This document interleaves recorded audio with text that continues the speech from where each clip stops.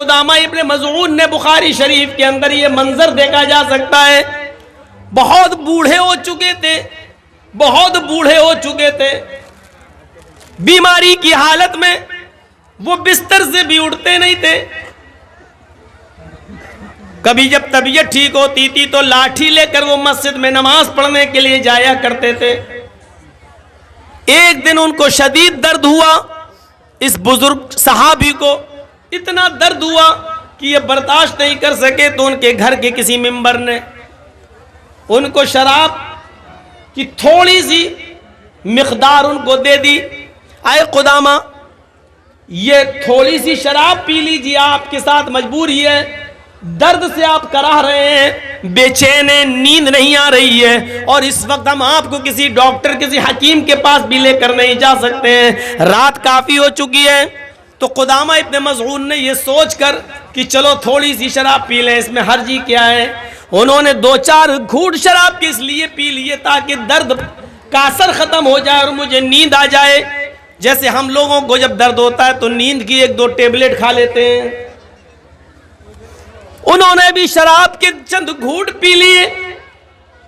یہ خبر صبح ہوتے ہوتے حضرت ابو ہریرہ کو مل گئی، اور ابو ہریرہ کے ذریعے خبر دھیرے دھیرے حضرت عمر فاروق کے پاس چلی گئی۔ حضرت عمر فاروق نے قدامہ ابن مظعون کو دوسرے دن بلایا اور پوچھا کیا تم نے شراب پی تھی؟ انہوں نے اقرار کیا کہ سر میں درد، پیروں میں درد، ہاتھ میں درد، شدت درد جب بڑھ گیا اور مجھے رات میں بہت زیادہ بے چینی ہونے لگی تو میں نے تھوڑی سی شراب اس لیے پی لی تاکہ سکون مل جائے۔ حضرت عمر فاروق نے کہا مجبوری میں بھی اللہ کے رسول نے شراب پینے کی اجازت نہیں دی ہے، بیماری میں بھی ہمیں اللہ کے نبی صلی اللہ علیہ وسلم سے شراب کی پینے کی کوئی اجازت نہیں ملتی ہے، لہٰذا تم نے اپنے جرم کا اقرار کر لیا، تمہیں 40 کوڑے مارے جائیں گے۔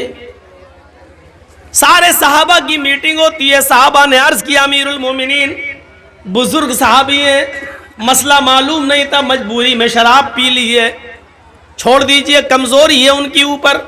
انہوں نے کہا کہ مجھے کوئی ایک ایسی حدیث یا ایسا واقعہ بتا دیجئے کہ اللہ کے رسول کے زمانے میں کسی مجبور نے مجبوری میں شراب پی ہو اور اللہ کے رسول نے چھوڑ دیا ہو، میں نے چھوڑ دوں گا، لیکن کسی کے پاس ایسی کوئی دلیل نہیں تھی۔ حضرت عمر فاروق نے کہا ان کو کوڑے لگائے جائیں۔ پھر ایک میٹنگ ہوتی ہے صحابہ کی، تو اس میں یہ طے ہوتا ہے امیر المومنین کوڑے ان کو لگا لیجئے، میں منع نہیں کر رہا ہوں، لیکن 2-4-5 دن کی چھوٹ دے دیجئے، مہلت دے دیجئے تاکہ یہ طبیعت ان کی خراب ہے، یہ صحیح ہو جائیں، ہاتھوں پیروں میں درد ہے، چلنے پھرنے کے لائق نہیں ہے، تھوڑی سی طاقت آئے گی تب آپ ان کو کوڑے مار لینا، 1 ہفتے کا مہلت دے دو، 1 ہفتے کا ٹائم دے دو۔ حضرت عمر فاروق کہتے ہیں میں ان کو 1 ہفتے کا ٹائم دینے کے لیے تیار ہوں، لیکن اگر 1 ہفتے سے پہلے میرا ہی انتقال ہو گیا اور میں اس دنیا سے چلا گیا اور قیامت کے دن جب اللہ نے مجھ سے پوچھا کہ تمہارے سامنے ایک مجرم آ گیا تھا پھر تم نے اس کو سزا کیوں نہیں دی، اس کو 40 کوڑے کیوں نہیں لگائے، جبکہ مجرم نے اپنے جرم کو قبول کر لیا، تو میں اللہ تعالیٰ کو کیا جواب دوں گا؟ نہیں، ان کو آج ہی کوڑے لگائے جائیں گے۔ بخاری شریف کے صفحات پر یہ منظر لکھا ہوا ہے میرے بھائیوں۔ پھر قدامہ ابن مظعون اس بوڑھے صحابی کو حضرت عمر فاروق نے 40 کوڑے پڑوائے، اور 40 کوڑے ان کو جب مارے گئے تو ان کو ہڈیوں میں اتنا سخت چوٹ لگ چکی تھی، ان 40 کوڑے کھانے کے بعد پھر وہ 1 سال 2 سال تک بستر ہی پہ پڑے رہے، پھر وہ اٹھنے کے لائق نہیں رہے۔ وہ 40 کوڑے کھانے کے بعد وہ پیشاب و پائخانہ بھی بستر پر کیا کرتے تھے، پھر وہ اٹھنے کے لائق نہیں رہے، وہی وضو بنوایا جاتا تھا اور اسی بستر پر وہ نماز پڑھتے تھے۔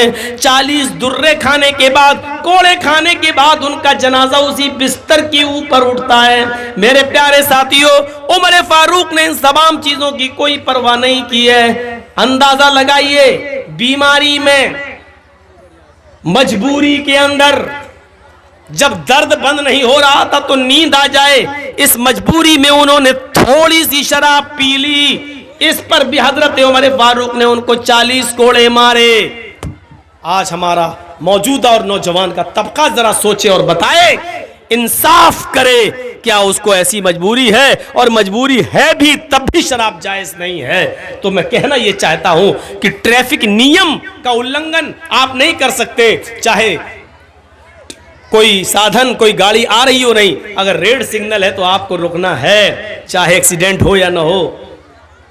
اسی طریقے سے قرآن نے جو نیم بنا دیا، جو قانون بنا دیا، وہ ہمیں فالو کرنا ہے، چاہے اس میں ہمارا فائدہ ہو یا نہ ہو، چاہے اس میں ہمارا نقصان ہی کیوں نہ ہو، لیکن اس کو فالو کرنا ہے. یہ یاد رکھیے گا، اس نیم کو، اس اصول کو ہم نہیں توڑ سکتے. ہمارے لیے جائز نہیں ہے اس نیم کو توڑنا. ہماری سمجھ میں آئے یا نہ آئے، ہمیں اسلام کے ہر قانون کو ماننا پڑے گا. ہماری عقل میں یہ موزوں پر مسح کیا جاتا ہے. کہاں کیا جاتا ہے آپ کو معلوم ہے؟ جب وضو آپ بنا رہے ہیں تو یہ موزوں پر مسح کرتے تو اوپر کرتے ہیں ایسے.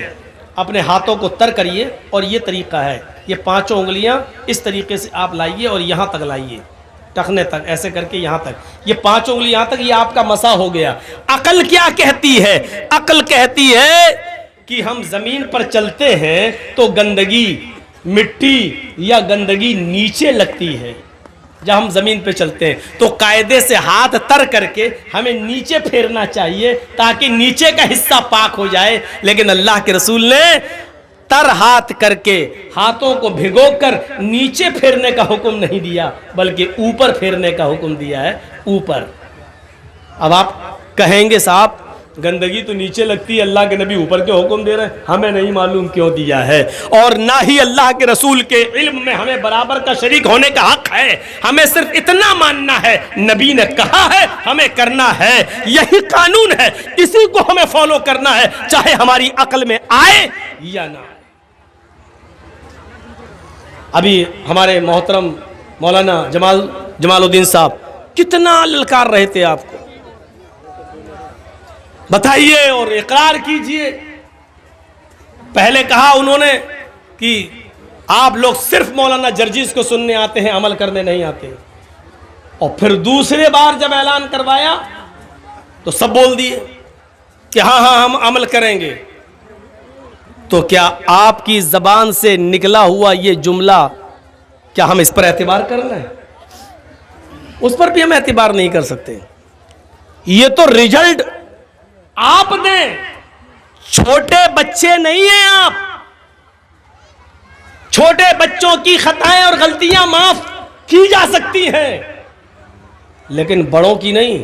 کبھی آپ نے بھی اسکول میں پڑھا ہوگا، آپ نہیں پڑھے تو آپ کے بچے اسکول میں پڑھتے ہیں. کبھی آپ نے دیکھا ہے آپ کا بچہ جب نرسری میں پڑھتا ہے تو اس کو پینسل سے لکھوایا جاتا ہے، جب LKG میں آتا ہے تو پینسل سے لکھتا ہے، جب UKG میں آتا ہے تو پینسل سے لکھتا ہے، اور ساتھ میں ریزر بھی ہوتا ہے، وہ لکھتا ہے، غلط لکھ جاتا ہے مٹایا جاتا ہے، پھر غلطی کرتا ہے پھر مٹایا جاتا ہے. لیکن جب آپ کا بچہ پرائمری کراس کر لیتا ہے، 5واں کلاس پڑھ لیتا ہے، جب 6ٹھے کلاس میں آتا ہے تو پینسل اس سے چھین لی جاتی ہے اور اس کے ہاتھ میں اب پین دے دیا جاتا ہے، قلم دے دیا جاتا ہے. یہ اسکول کا مینجمنٹ سسٹم چیخ چیخ کر یہ کہہ رہا ہے کہ اب تم بچے نہیں ہو، بچے تھے تو غلطیاں کرتے تھے، اس کو مٹا دیا جاتا تھا، اب تمہارے ہاتھ میں قلم ہے، لکھنا ہے تو سوچ کے لکھنا، کیونکہ اب اگر لکھو گے تو جو غلطی کرو گے وہ مٹنے والی نہیں ہے، وہ ختم ہونے والی نہیں ہے. جب اسکول کا مینجمنٹ ایک بچے کے غلط کو غلط مانتا ہے تو ہم اسلام کے سامنے جلسوں میں غلط کر رہے ہیں. ہمارے کاندھے پر فرشتے اس غلط کو غلط کیوں نہیں لکھیں گے؟ میرے پیارے ساتھیوں، ہم اسکول کے مینجمنٹ سے یہ عبرت حاصل نہیں کر پائے آج تک. کیا ہم اسکول میں پڑھتے ہوئے وہ بچے ہیں جو پینسل سے لکھیں اور غلطی کر جائیں تو اس کو مٹا دیا جائے؟ اب ہم بڑے ہو چکے ہیں. ان جلسے یہ یوٹیوبروں کو بھرے مجمع میں نے کہا تھا کہ اب تمہیں کسی جلسے میں ہم لگانے نہیں دیں گے، اور لال بتھانی میں نے منع بھی کر دیا تھا وہاں کے مینجمنٹ کو، ایک بھی یوٹیوبر کو آپ آنے مت دیجیے اور ہٹائیے. لیکن اس کے باوجود یہ لوگ اپنی حرکتوں سے باز نہیں آ رہے ہیں. پھر وہ مثال دینا پڑتی ہے کتے کی دم والی. پھر آپ کہتے کہ مولانا ایسا بول رہے ہیں. آپ بھی تو اپنی اوقات میں رہیے. آپ دیکھیے دوسروں کو ڈسٹرب کر رہے ہیں، آپ کے تو چینل میں آ جائے گا پیسہ. آپ تو ڈال دیں گے مولانا جرجیس نے بولا، جھوٹ لکھیں گے مولانا جرجیس کو دیا مودی نے ایوارڈ. ہاں تیرے باپ نے دیا، مودی نے نہیں دیا. یہ یوٹیوبر کی حرکت ہے. یوٹیوبر کی ایک یوٹیوبر نے کیا لکھا، مولانا جرجیس کو دیا مودی نے ایوارڈ، اور ایوارڈ مودی کے ہاتھ میں پکڑا بھی دیا، اور ایڈٹ کر کے اس نے میرا فوٹو بھی لگا دیا. یعنی مودی ہمیں دے رہا ہے، جبکہ ہم نے مودی کی شکل اوریجنلی میں کبھی نہیں دیکھی ہے. ٹی وی میں دیکھی ہے، کبھی آمنا سامنا نہیں، کبھی سامنے نہیں دیکھا، اور اللہ کرے کہ نہ دیکھوں. اور یہ لوگ مودی کے ہاتھ سے ہمیں ایوارڈ دلوا رہے ہیں اور کام کر رہے ہیں اسلام کا، جھوٹ بول بول کے. ایک چینل والے نے لکھا ہے، ہیڈنگ بنائی ہے، ترپورہ کے حادثے پر مولانا جرجیس کی اسپیچ. جبکہ ترپورہ میں جب حادثہ ہوا اس کے بعد سے اب تک میری ترپورہ پہ کوئی اسپیچ ہوئی نہیں ہے، میں بولا ہی نہیں ہوں. اور انہوں نے پہلے ہی کہیں سے کارڈ چھانٹ کے وہ لکھ دی. ایک یوٹیوبر نے لکھا، مولانا نے مودی کو للکارا، تقریر سن رہے ہیں تو صاحب حضرت عمر فاروق کی آ رہی ہے اس میں. یہ ان کی ہیڈنگیں ہوتی ہیں، اور مجھے ایسے ایسے لوگوں کے ساتھ فوٹو میں بنا کے پیش کرتے ہیں جن کی وجہ سے ہمارے اوپر 54 مقدمے ٹھکے ہیں. یہ ان لوگوں کی حرکتوں سے. پیسہ تم کما رہے ہو، مقدمے ہمارے اوپر خرچ کر رہے ہو. اپنے اوقات میں رہیے، جو موضوع ہے وہی ڈالیے، اپنی طرف سے نہیں. رام چندر جی کے بارے میں مولانا نے ہندوؤں کی کھاٹ کھڑی کر دی، یہ موضوع ہوتا ہے. مولانا نے رام کو ننگا کر دیا، یہ ان کا موضوع ہوتا ہے. ٹاپک دیکھیے آپ. اس کو جتنے ہندو سنیں گے دیکھیں گے وہ خوش ہوں گے. ہم نے جتنے جلسوں میں رام